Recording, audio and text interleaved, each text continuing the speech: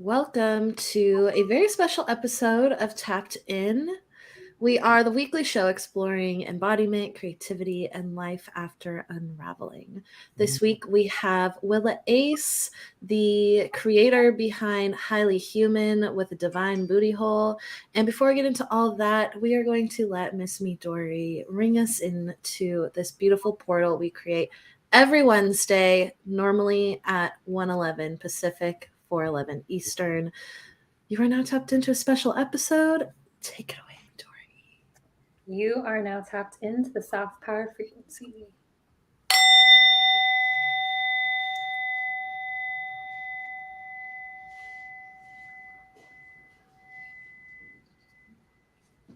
I just feel it in my bones every time. If you are new here, my name is Siobhan. I am the founder of The Birth Realm, a scientific, political, and spiritual childbirth philosophy and community. And I am going to pass it to Midori. That's all I have to say this week. And I'm Midori, and I'm artist, alchemist, and astrologer, and Chicago's newest friendly neighborhood witch. I conduct one-on-one readings that you can book in the link below. And we have, as we've mentioned, Willa Ace here, or aka Willa Manila, any all pronouns, who is a queer-ass Filipinx and the human behind Highly Human. Currently dreaming and designing on Chesapeake land with roots in the Philippine islands of Luzon and Western Visayas. Welcome, Willa. Thank you for. Okay, welcome, Willa. We're so excited to have you. I can't wait to get into the questions that you said you want to talk about today. So, like I said, if you're just tuning in, stick around because Willa is the designer extraordinaire, the divine booty hole. If you don't follow Highly Human on Instagram, they are the most activating, inspiring, and aesthetically gorgeous messages for the collective. And I want to know, Willa, what are you celebrating today? Ooh, what am I celebrating today? I'm celebrating that breath, of course, but also I want to celebrate Tina Turner. I recently found out that Tina Turner passed away today, or transitioned today. And one of my favorite Tina Turner songs is Simply the Best. I just love the beat. I love where it takes me to and like the lyrics. So I'm celebrating Tina Turner and all the offerings that she was able to birth into this world while she was here. Yes. R.I.P. I was just watching all of the incredible performance videos people were sharing, and she was such a baddie, such an icon, such a channel, I think. And, like many other potent channels, endured a lot of really difficult things in her life. And just, we know her so much for her art, but honoring like her whole life that she had, because we don't even, I wonder what it was like to live through those tabloids at the time, but she was in some intense shit. So may her soul ascend peacefully. May she be lifted to the next life. Yes. How about y'all? What are y'all celebrating?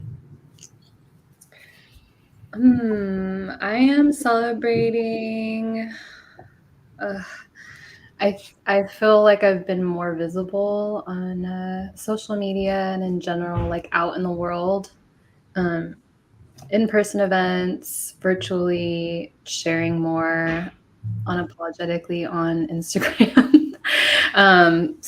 And just digital marketing wise, like for my own business. And yeah, just getting comfortable with expanding that presence and being seen and witnessed, and like that safety and regulation that's needed for that process. So yeah, I'm celebrating that. It's really intense, but I'm equipped. This is why I've been doing this work, is to have the regulation tools to expand and feel safe in my body. Yay, celebrating you. And you're doing an event tonight, so that is a major celebration. Midori and I, we've referenced it a lot, but we've been in a program called Witch and Famous the last few months that has really been like that safety net, I feel like, and cracking open into radical visibility. So I'm kind of celebrating the same thing. And so my big one is that I just finally, I think it's finally ready to go out, my second round of my embodied care mentorship that I'm now calling the Care Immersion. And it was such a intense and really enlightening process to put together this next round, both in receiving feedback from the mentees of this past year was really like a lot to digest. Listening and structuring and pausing until it was right. I had a launch date, and Midori was the only one who knew, and she's every week like, so is it today? Is it today? And I'm like, I just don't know when it is. And it's just very much like a birth, very much like this, like there was the due date and then there was the time frame. And so I think I'm in active labor getting toward transition at this moment for more childbirth metaphor. And it's live. So it's live on my website. I just don't have marketing out yet. So if you're a care provider, a service professional, and you want to add energy work and embodiment into your practice, you can check out my website. It's there. It's Care Immersion. Wow! Congrats. Thank you. And I love that delighted. It like your face lit up. That was really cool. Rewind the tape. If you rewind the tape, you see that the glow. It was really just a little sparkle. amazing. Amazing. Yeah. So that's really it. I kind of just want to jump right into the topics of hand today because Willa, you put out the most profound and important, like calling them memes actually feels like what do you call what you create? Transmissions? I'm like, they're not memes really, right? I feel like they're like journal posts, they're like journal entries. A lot of it stems from journaling. I do a lot of like note taking on the phone more so than writing, but yeah, a lot of it's just translations, and then the week kind of guides me of like, oh, this is what I need to say right now. Either I need to say it or I want to say it, but I just go with the feeling. Yeah, they're like beautiful channeled messages that every time you put one out, I'm like, they're talking to me. It's a reflection. I feel like everything that a lot of folks that are doing online, even offline too, like it's just a reflection of each other. And we hear that all the time, right? Like we are just reflections of each other, and it's literally that. It's literally that. Yeah, and I would say highly human before we even met. That just like highly human along with our like intention here of people who are just so tapped into the collective and really committed to doing and showing up in a way that is authentic and aligned for you. I think that is something really cool that you've done because you are a full-time designer and you still make the time to contribute in a way that is really creative, that is really generous. And to me, that is what soft power and tapped in is all about. It's like showing up in the ways you can. That.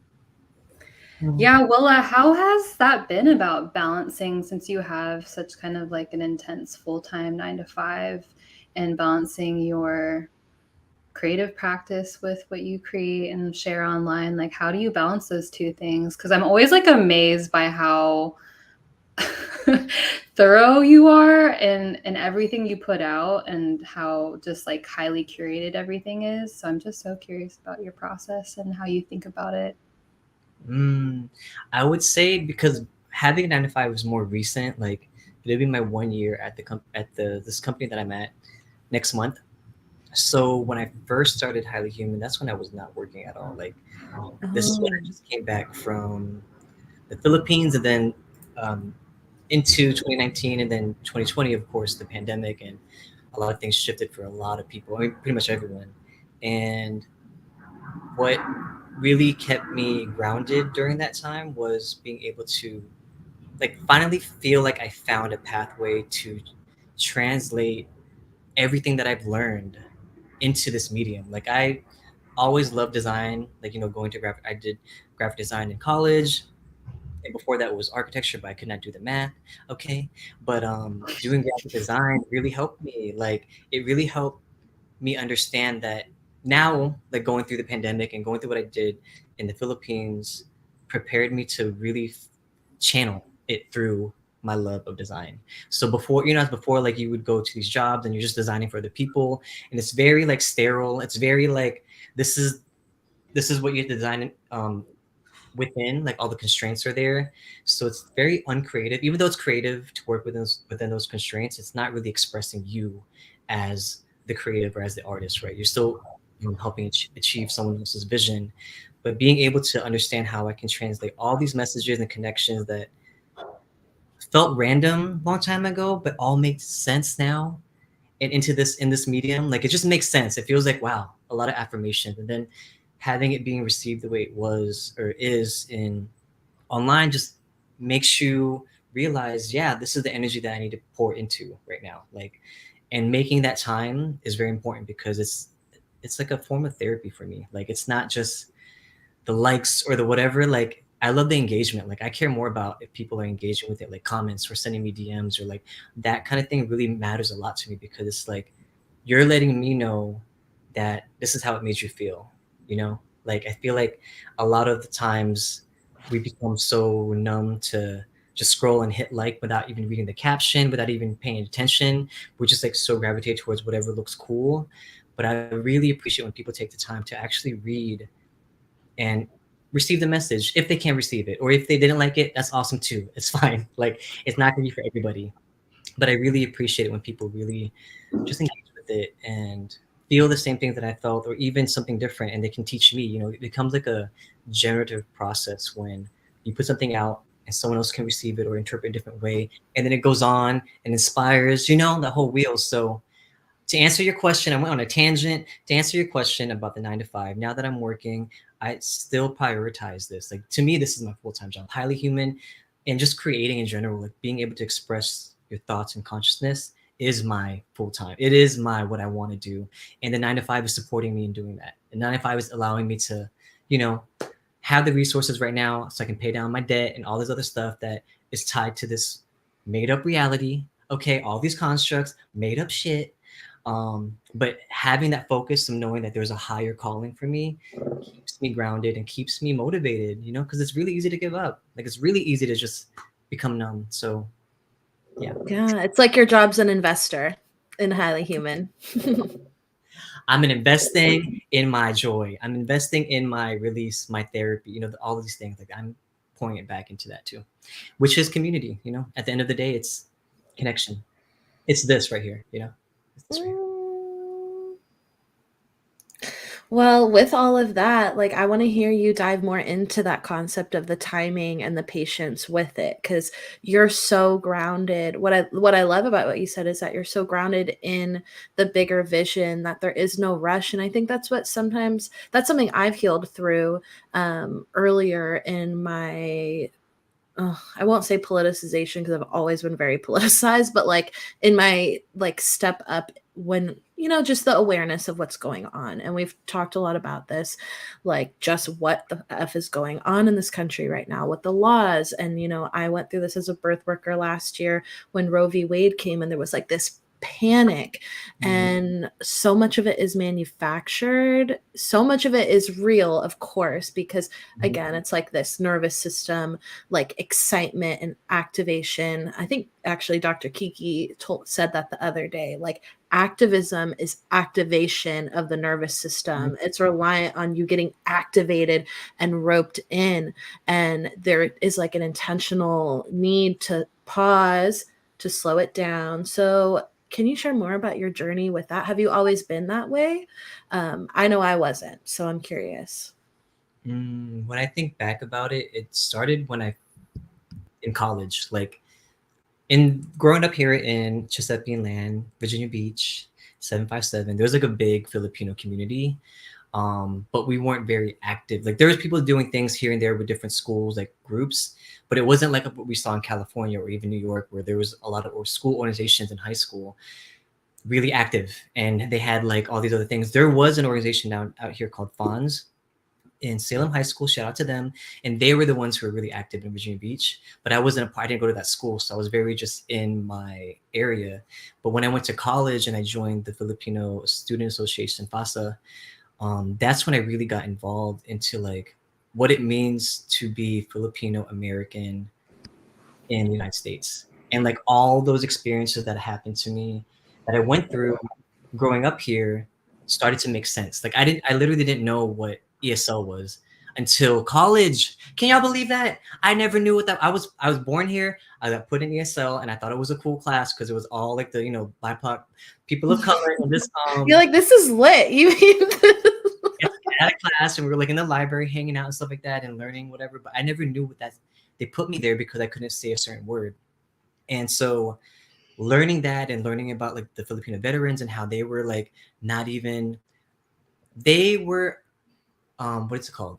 They were promised all these benefits, and it took them so long. By the time they really enacted it, more than half, pretty much a lot of them already transitioned. So like learning about that and being really like activated because of that, and then us doing all these initiatives when I was in college really informed how I wanted to show up. Like I wanted to do, before graphic design, I was studying sociology and psychology because I really was like, there's something fucked up here. Learning about Aaron Brockovich when that movie came out and really got me invested about all of the things that are happening, Monsanto, asbestos, all these cases. But then I didn't hear that call again until I moved to New York, because then all of a sudden I got into graphic design. I really wanted to have apparel. Long story long is that's what my journey started as of. And then I kept hearing that call throughout life. Like when I went to New York, my biggest goal was to work for York or work for Mark Echo. Like I really loved their initiatives, and like I just loved them and like the brand itself. But I remember when I finally got that dream in the back of my mind, like there was a yearning. It was almost like, this is not it. This is not the dream. And I remember I almost had like a breakthrough or breakdown or whatever, whatever, when we were driving back home during the holidays, and I had to bring my laptop and do a lot of work during the holidays. And I remember just thinking of like, I need to quit this. And I looked on idealist.org and started looking for nonprofits. And I was like, I need to go. I'd rather give my energy towards things that matter, that I thought mattered. And so, long story long, again, I end up not listening to that call. I went into another clothing job and spent 4 years doing that, y'all. Just doing it or whatever. And then I kept hearing that message again to like, this is not it. And I really didn't listen to it. It happened so many times. I kept ignoring this call until I left the States, until I made that decision to move to the Philippines and then really explore my roots, is when I was able to really heed the call. Like it wasn't until all that unlearning, like realizing this whole American dream is a scheme and all this other stuff, like, yeah, I had to like really get to the root of it. And now I'm able to listen to the call. Like I'm able to like surrender, even when it feels scary and all these other things. Like I'm ready, like I feel more ready now and more prepared and equipped to listen and surrender. Can you think of the things what was it in the Philippines that really helped you become prepared? Like, what was it about it?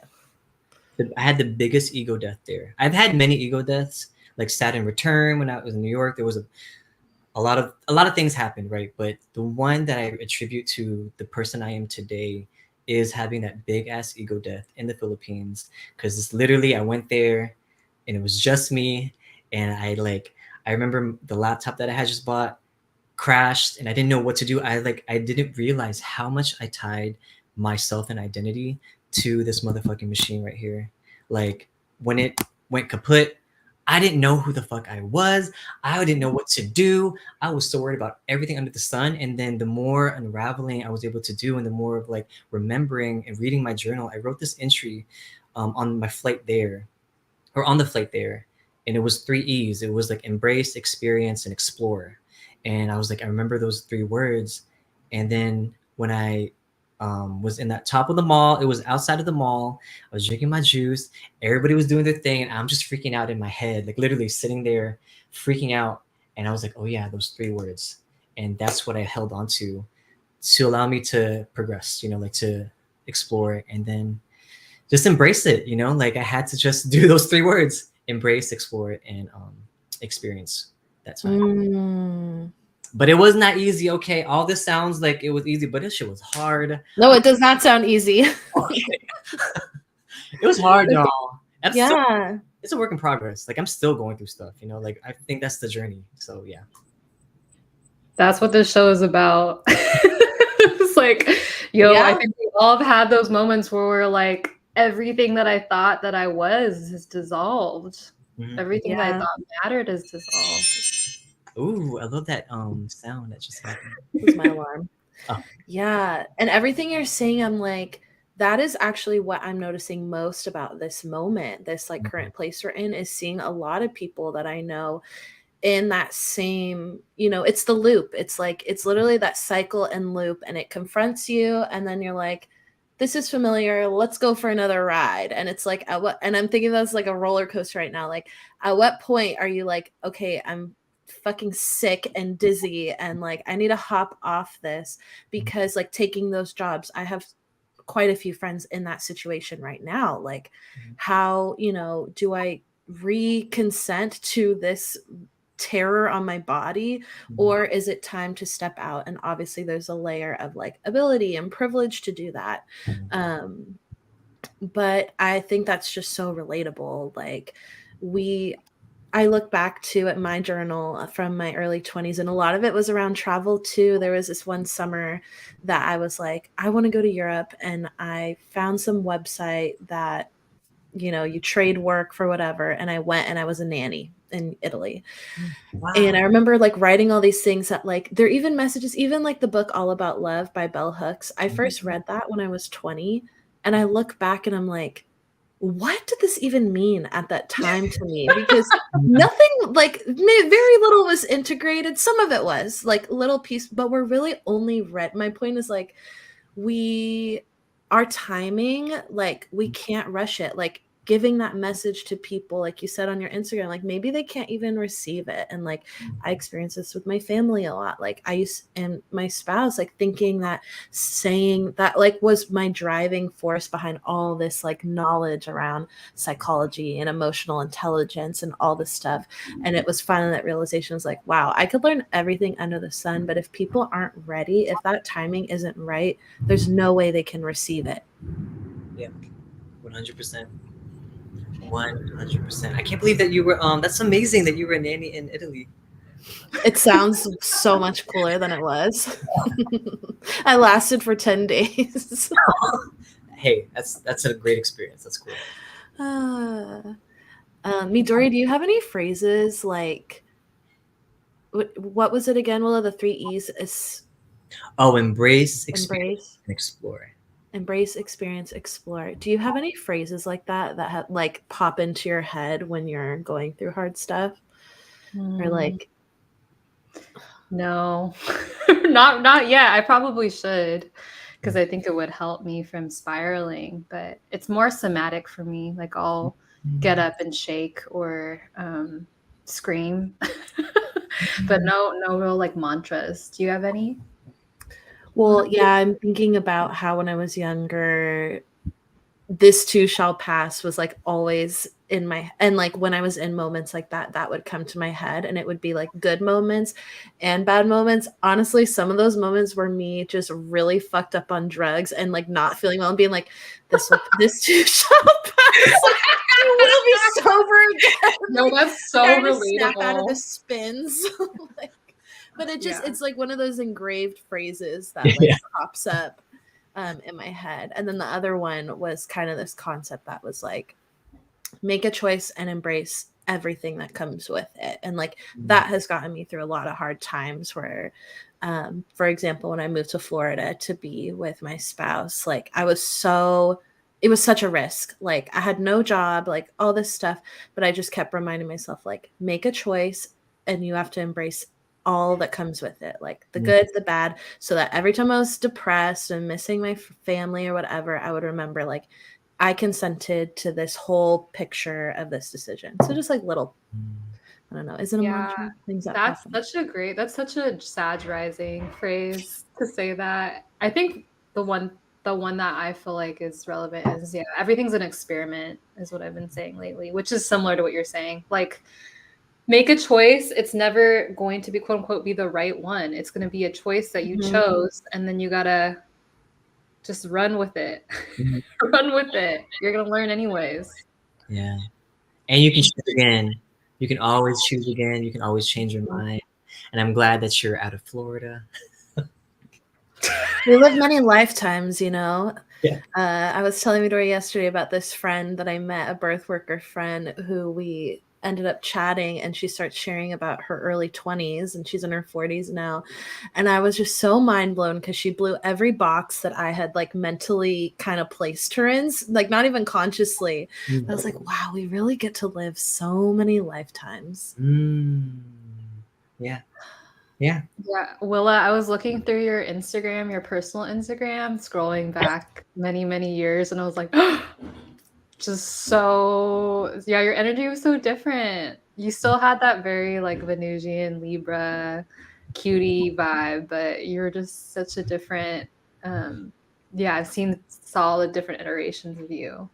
But the one thing that I did want to ask that's off kind of the script of topics is about like, I feel like you've really, since you're older than me and Siobhan by like 5 years, how do you feel like you've, being at this stage of your life now and knowing like all those past selves, like how do you feel like you've grown? How do you feel like you're arriving at this current self, and like what has that process been to go through so many changes so far? Because I was really cute. I was looking back at your Instagram. I was like, oh dang. You had different hairstyles, you had so much different style, different places you were living. Like so cute. It has been a journey. Thank you for posing that question. That's like, yeah, that's a big question because it's like we're cats, you know, like we live so many lives. And if you're able to have that privilege, like you pointing to Siobhan about like having that privilege and the ability to, you get to experience different versions of yourself. That's all the same version. Like I'm still me as the being that I was even when I was a kid. But because of these life experiences, I get to tap into different parts of myself each time. It's like an iterative process. And I get to bring with me things that that are necessary. So like the how I'm arriving in this moment is that I feel ready. Like I've been feeling this sense of readiness. I don't even know what the readiness is for. I just feel more ready for what's to come than I've ever felt, you know. And I think it was because of a lot of the grounding that I had to do, and also just the remembering that I had to do. And Gabe's Torres, I remember she told me about this term about the remembering part too. It's like it's not only great to remember and reflect, but also to like really put the body parts back to yourself, like all the parts that of yourself that was either neglected or dismissed or because of whatever societal pressures, parental pressures, just peer pressure, like bringing it back to yourself. And I feel like how I'm arriving in this moment is I feel more embodied, I feel more put together, I feel more me, like in each and every way. So yeah, I love that question. And it's not, like nothing different than I was before. It's just different things I'm able to like express now. Yeah. Yeah. I feel the same.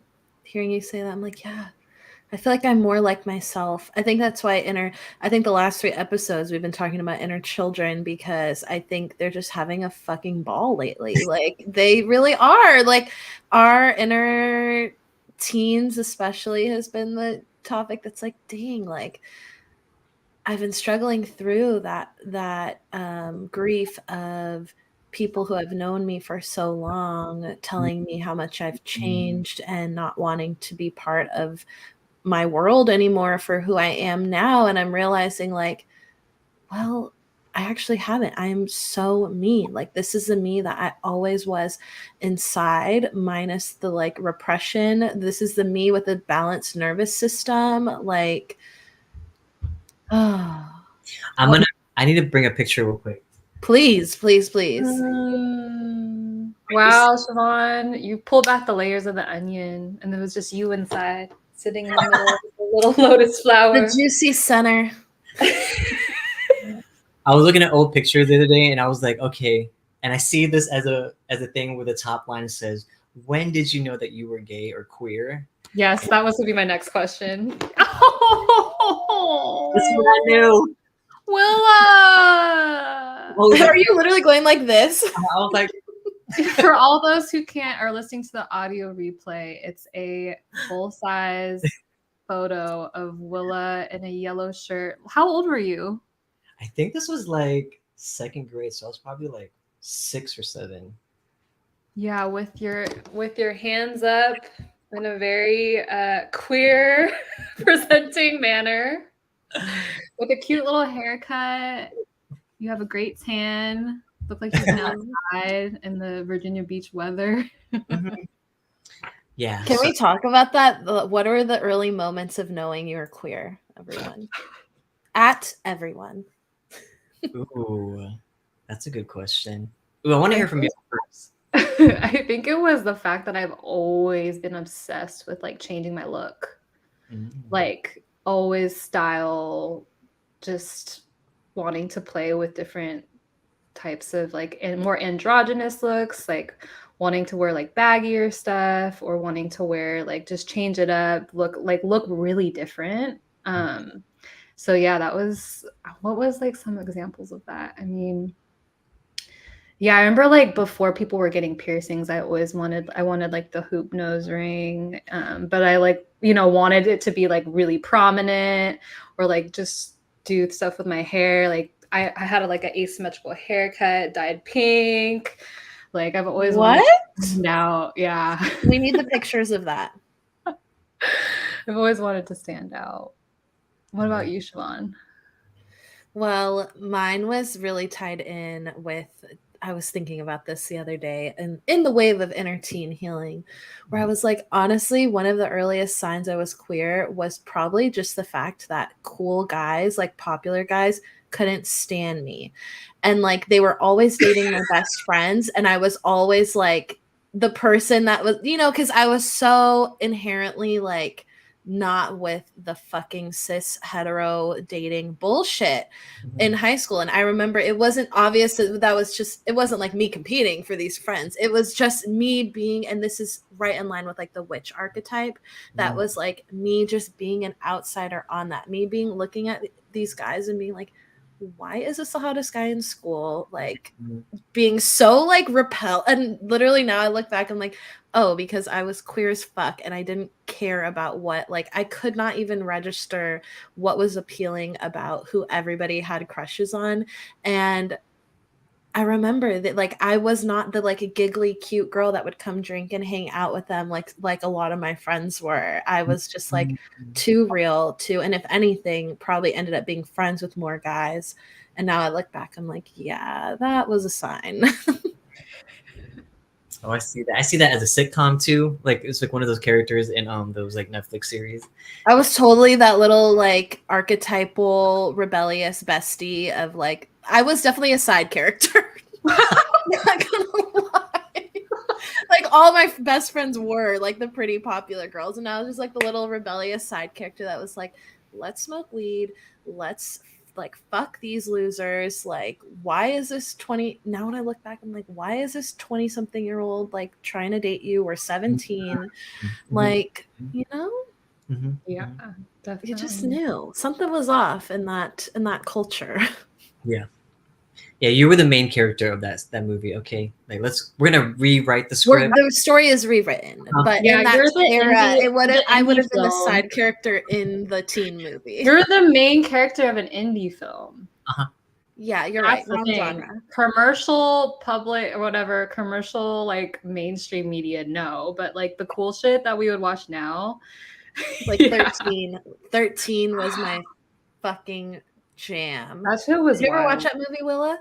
13 going on 30. No. Oh my gosh. 13 was Evan Ugh. Rachel Wood as this like little seventh grader that meets the popular girl and ends up doing drugs and sucking dick and stealing money, and like they're just so bad. And I remember It's- watching that with my mom when I was 13 and her being like, Never is heard of this it. what your friends do? I was like, I wish, man. I wish. I remember another story of me remembering like just like the first times I was queer was that I remember like looking at like really attractive other girls in class and being like, I wonder what they smell like. I mean, like they probably smell really good. They probably smell better than that than that fucking like quarterback does, you know? Oh no. Quarterback. What about you, Willa? I want to hear. Oh, I feel like the first time or the first part that the earliest part that I remember being not the status quo, like the heteronormative archetype is I would always put this blanket around my head and act like it's my hair, and I would always do that in like the living room away from people, but I would pretend I would sing. Like I remember I made a mixtape. This is when my dad was active in the Navy, so he was always gone. And my biggest inspirations back then was Mariah Carey and Whitney Houston, and I recorded myself singing all their songs. And I would send it to my dad. Like those, I remember me being like, "This is what I like," and I already knew that I aligned more feminine. Like I aligned more with the feminine parts of myself. And then another big thing was I remember my dad took me to watch Spice Girls because I really loved Spice Girls back then. And he took me to watch it. It wasn't Power Rangers. I wanted to see Spice Girls. And like a lot of those moments just reminded me of, yeah, me being myself. I love that, and I love that I get to express that. But, when family members, as you get older and you're still expressing in that way, and there are family members that sort of just bully you, like whether they're like peers or whether they're like even uncles. I remember at a karaoke party, I got so mad at my uncle, and this is where a lot of my anger came from because I felt like no one, you're this little kid, but your person like bully you, and everyone thinks it's funny. Like you're the only person. It does something to your psyche when you're that young. We're Let like, me also say Filipino culture can be really mean sometimes. Like just the sense of humor can be really, I was literally thinking about that this week. Like, dang, sometimes the sense of humor is so brutal. mhm. And they just think it's funny. Yeah, And and like you're so sensitive. they gaslight you, and that was before the word gaslight was even in my dictionary. You know what I'm saying? So like when I look back, I remember those first parts of being queer, but I remember also the times where like the walls started coming up, like what you were saying, like, the layers. So yeah, so yes to being expressive, but also at the same time repressive. Yeah, it was both of that. Mhm. Yeah. I want to hear more about this idea of like the status quo and what you see as like the contradictions in this both like need to fit into the status quo and how disembodied that actually is. What are your thoughts around that? What made you think of that? A number of factors. Well, one that mainly came up to because my day to day, I work for a trans health organization, and a lot of the things that are happening now, but that have been happening, directly impact the work that we're doing. Like what happened in Florida with that person that's not name shall not be said, enacted that ban. So young kids, young youth, even adults, it's going to be really hard for them, if not impossible, to access gender affirming care in the state of Florida. And then you see what's happening in Missouri, you see what's happening in Tennessee, you see what's happening in Texas. It's like the status quo, and I wrote this last night in my journal. The status quo will always disappoint us. Like it's bottom line, blank period. We may fall for certain things. We may fall for like their traps or like their promises and whatever. And when I say the status quo, I'm talking about the government, period. Like everything, that all the hierarchies that we see now, even some of these startups, even the CEOs, even the people that are the wealthy, even the people that say they want to give back and dot dot dot. Like them too, because there is a certain thing that's been happening, this pattern that we see time and time again, where even when people of the community get into these positions, they assimilate, Yep. start to take on the same tactics. So like what Audre Lorde said, like I forgot what the exact quote was, so I don't want to butcher it, but it went along the lines of like, the supremacist tools will never dismantle. Yeah. You can't dismantle it with the master's tools. Exactly. And so that quote, I mean, it's so clear, yet we find ourselves repeating these same patterns. And that's why I think of the contradiction, because people will be quick to to ban gender affirming care, but then when it comes to guns and the restriction on that, oh, you know, it's too much. Oh, that's against the amendment. And then when they keep like portraying the Constitution as like this above all, these motherfuckers will use that shit to their advantage all the damn time. You know what I'm saying? Like, it doesn't really make sense when you think about the rhetoric and you think about everything that they're saying. All of it makes no sense, and it makes no sense. But for some reason, they keep playing this game. Like, oh yeah, this is what we're actually trying to do. We're trying to protect the youth, but we'll have guns out there, right? Makes no sense. We'll ban their gender affirming care because we're afraid for their future. What if they want to detransition? What if they want to do all these things? So we'll just prevent them from being the best version of themselves, the expression that they're saying that they want to be, and that they feel called to be, and that they are. So you're already creating this cycle of trauma. It's like a lot of this is just perpetuating the same thing. So when I see people that are actually creating ways of being that are outside of this, that have been doing this long time, we just haven't connected with them, or we haven't been in this spaces. But the more that I get to explore and really connect with other folks, I see the possibilities, and I'm like, oh yeah, it is happening. So when I talk about the contradictions, status quo will always lead us there. They will always lead us to the same veil that we've been trying to break through. And that's my spiel. Yeah. Oh my gosh.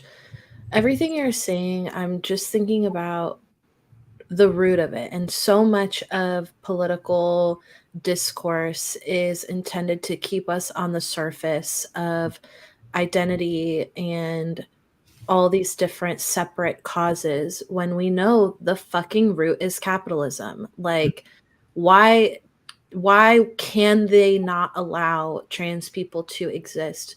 Because if we let people exist in their expansive freeness, that's a bad example for what capitalism needs. Mhm. They need to literally criminalize being outside of a cis thing because, again, it's tied to reproductive justice. Like, they need eugenics. They need people to be miserable into their hetero lives, to have their little children, whether those children go the uppity white route of money and education and upholding things on a policy and structural level, or the route of being subservient to the machine as inmates and soldiers. Like, all of it leads to that. Like, queer, that's why they're going to come for queer.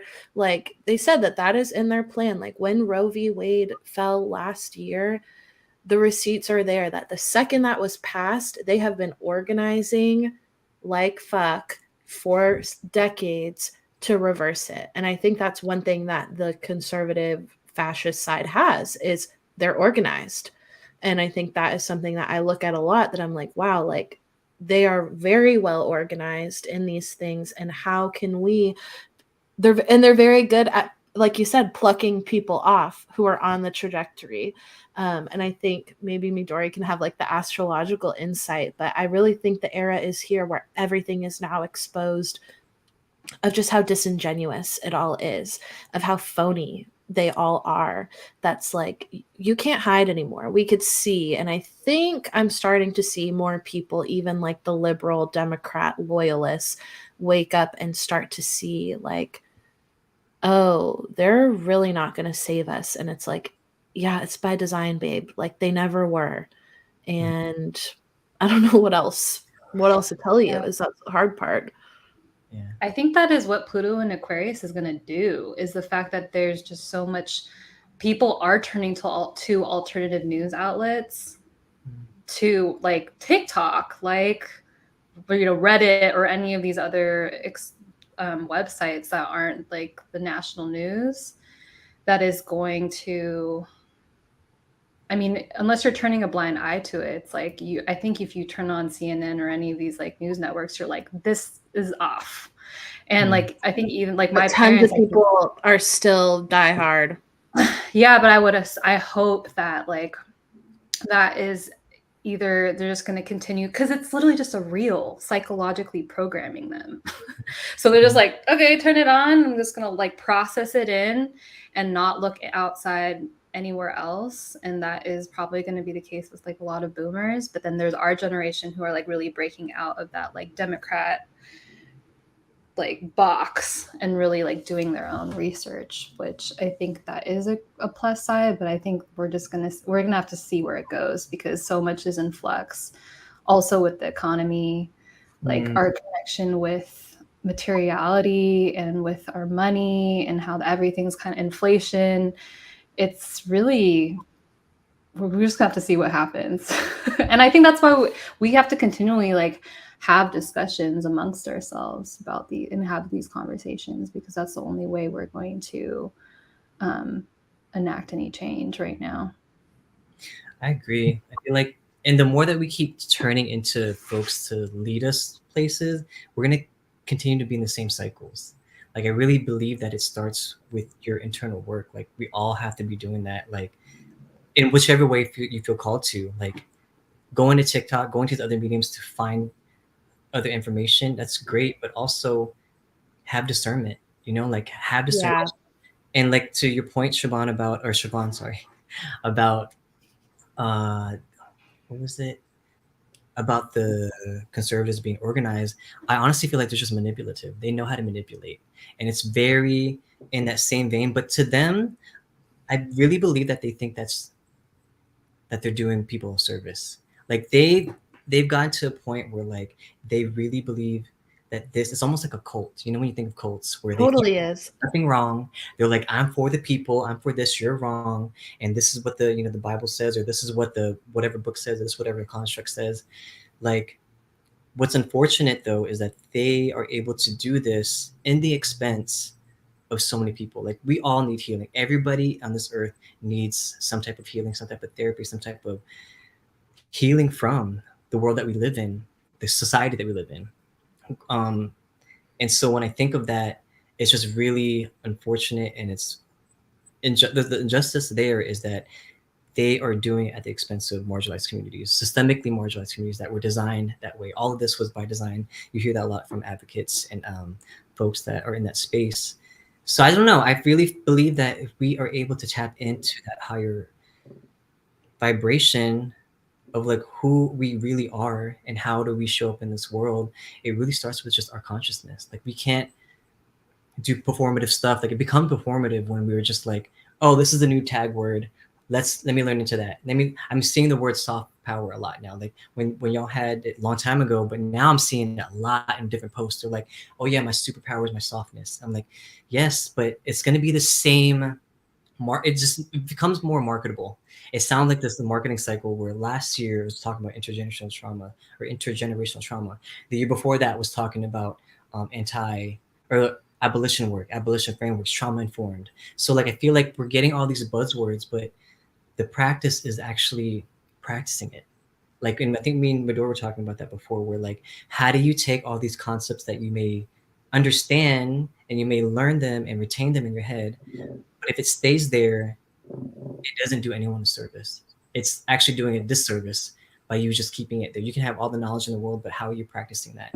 And it can be little things, it doesn't have to be this grand thing. I think that's where a lot of people fall off, and they're like, it's too much. I'm going to go back to I'm going to go back to whatever that I'm used to. It's too much.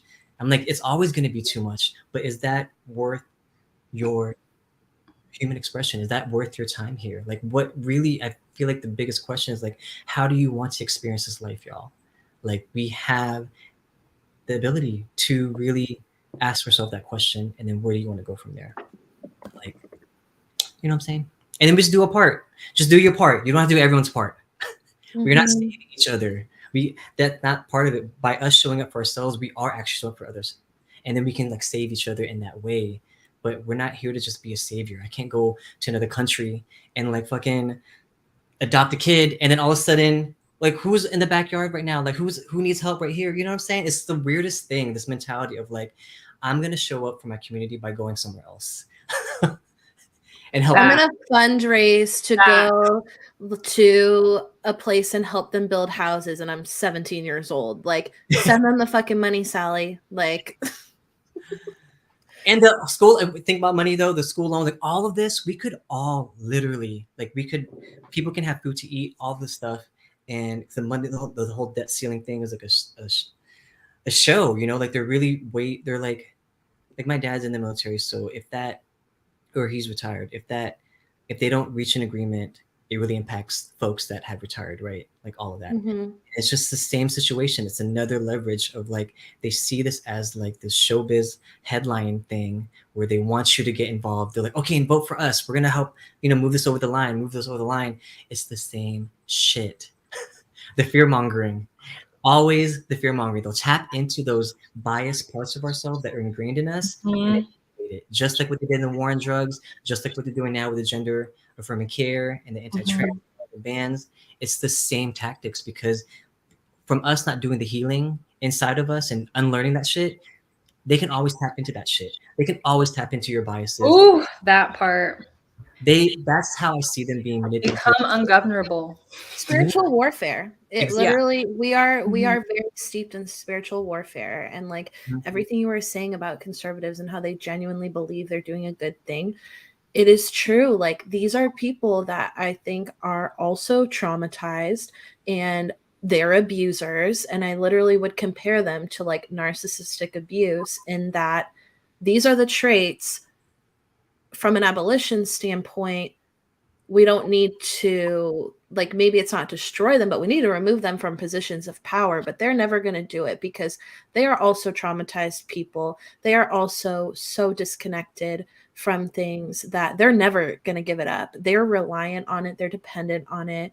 People are wondering, how are you guys laying off? Like, asking me, so like, stop fucking asking billionaires to give it up. They're not. That's the whole point. You don't become a billionaire by sharing. Like, I think that is the part that now lately I'm really inspired, because I'm like, more people are realizing, more people, like you said, Willa, like reach the peak of their dream, reach the career high, reached like that end of the rainbow. And they're like, oh, fuck, still this still is not hidden. And I think it is kind of like everyone showing up in their way to, I'm inspired by that, seeing like, I really believe with my whole heart it's possible what is being built. Like, there's nothing that, like, I know that comes with a lot of, again, like, I'm going to make a choice and I accept all the things that come with it.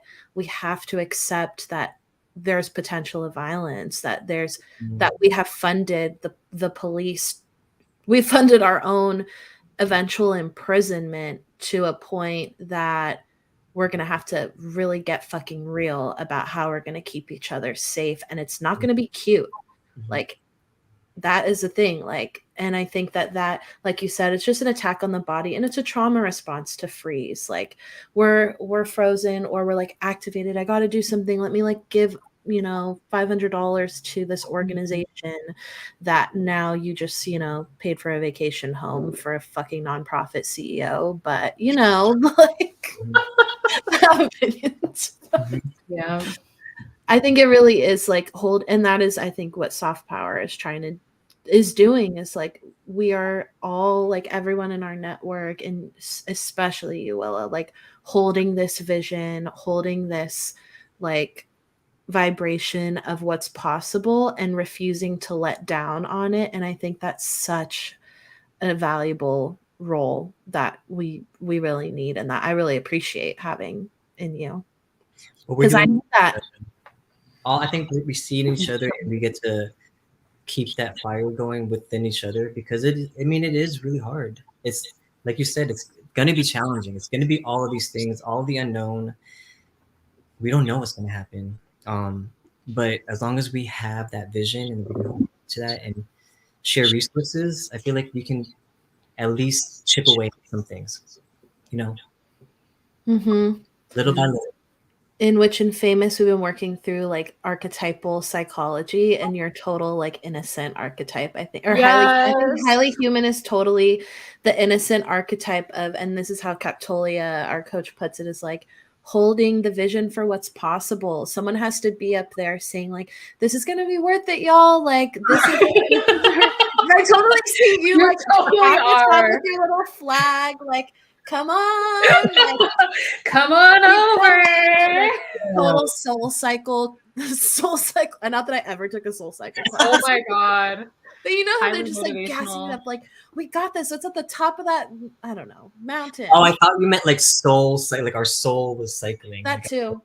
I was like, That oh. too. No, I'm talking about the biking class, cycling class coaches. I do want to point out that I love this conversation because it went really real, and then we were able to bring the joy back in. I feel like as long as we remember to bring the joy back into any of these conversations, into any of the things that we're doing or being, embodying, it's really going to help us in the long, keep going. Yeah, because that's why we're here. It's like Yeah. to live in joy too. And I feel like that's what a spiritual practice has grounded for me, is like when I am grounded in my spirit and my ancestors, and knowing that this is not the first nor last. Maybe actually I would be okay if it was my last earthly life cycle. I'm cool with it being my last one. But that's why we're doing the work now, so that we don't have to come back. To that point, you know what they said? I remember hearing this from somebody. I forgot who it was. If y'all know, please let me know. They were saying it's about desire. If you're able to fulfill these desires that you either made a contract to or agreed to in this lifetime, you will not have to return. And that was just the thing. But I believe in that too. I'm like, yeah. People, a lot of times we come back and it was reincarnations because there's an unfilled desire that we had. So I feel that. I feel like I'm fulfilling the desires of my ancestors, my parents, my grandparents. Like it feels so somatically, like a somatic remembering of those dreams. I mean, look at your background. Amazing. I would love to close out with that topic of like, what is it that y'all desire? What is it that's keeping you here on earth in this lifetime, driving forward? Like, what is that desire pushing you or calling, beckoning? I'll go last.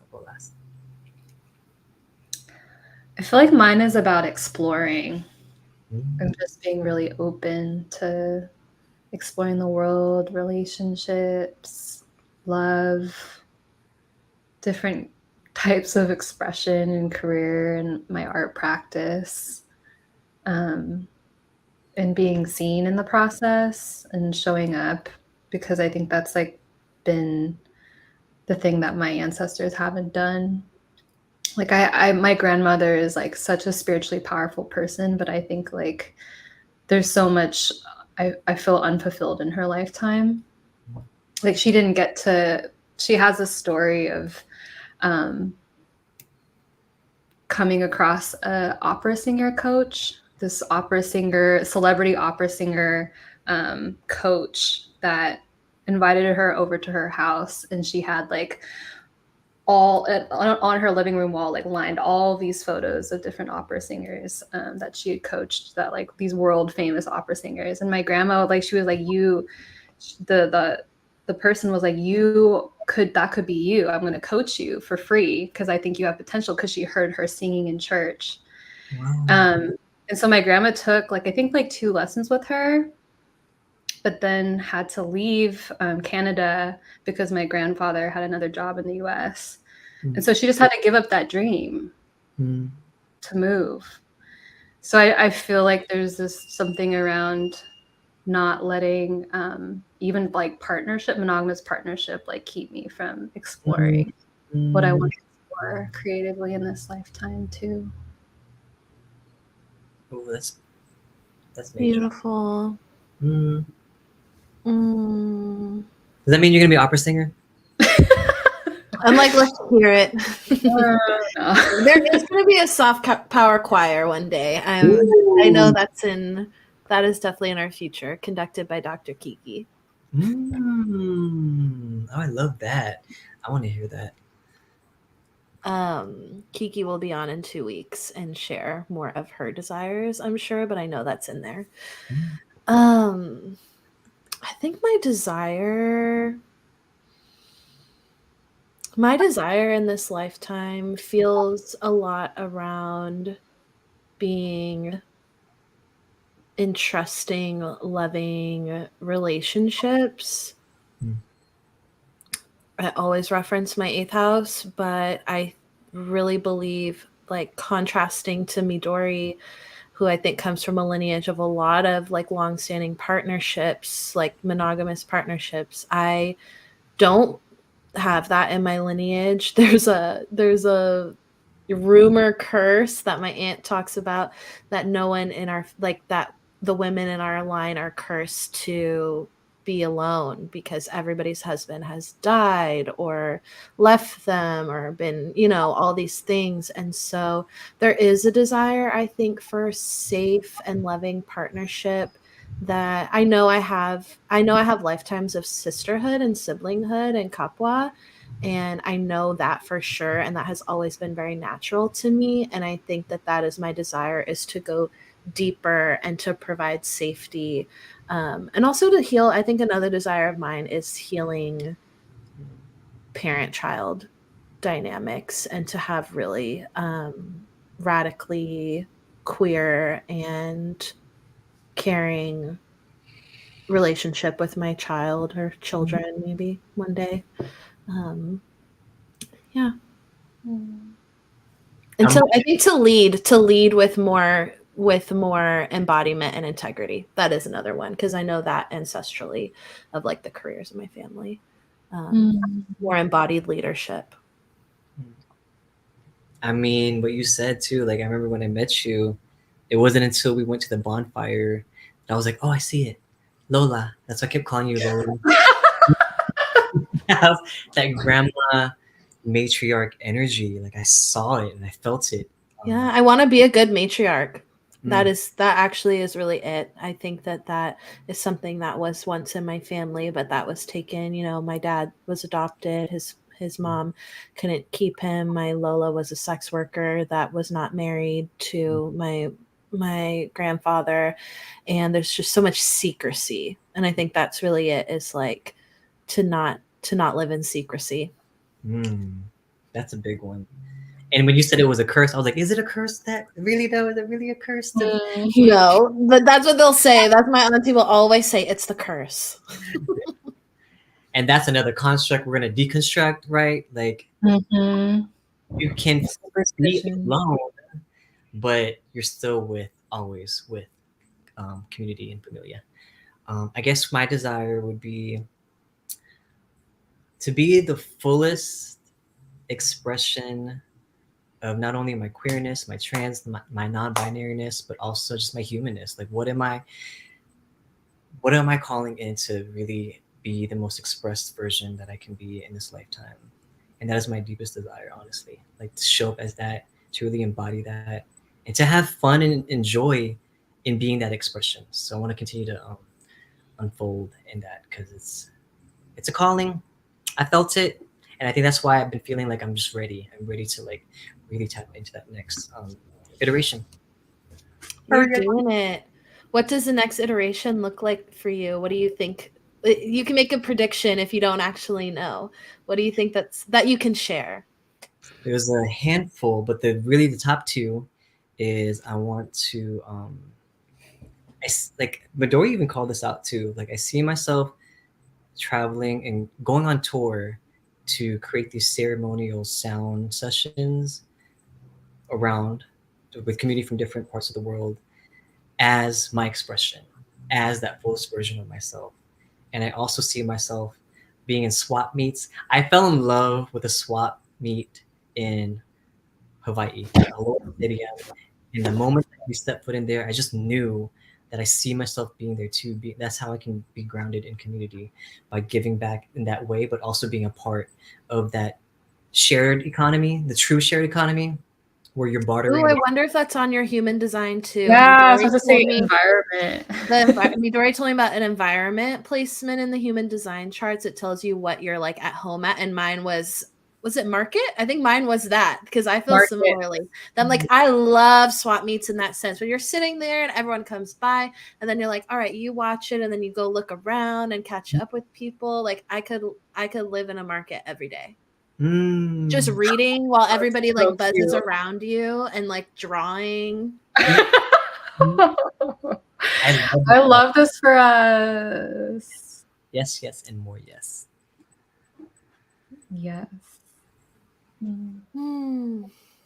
This was cute. I love this conversation. How about y'all? Did y'all answer that question though too? Like, well, how do you see your fullest embodiment, or that embodiment of your soon-to-be self? Yeah, I mean, I think really the biggest vision is communal living. To live with all of y'all, to live with my loved ones, chosen blood too, given that we heal some stuff. But yeah, to live on the land, to live in relationship to the land, to grow up, have my kids grow up in a village. Sustainable housing, earthships, like the whole nine yards. All the words. Oh, it's so sexy what you're saying. It's some sexy words. Growing our food, and then trade economy. Yeah, it's happening. I do feel it for all of us. Yes.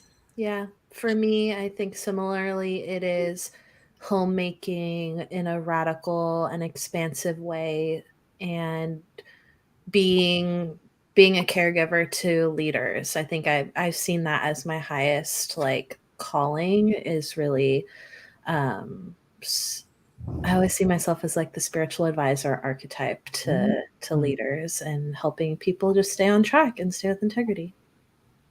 Oh, I love that. Matriarch over there. Cool. Lola, basically just be an embodied Lola. That's the next program coming. Embodied Lola. Embodied Lola immersion. I love that. Be the grandmother you've always wanted to be and are not yet, but will be. Be your own grandma. Your own grandmother.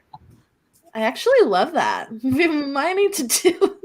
I think that'll be the next special episode will be how to be your own grandma. Love that.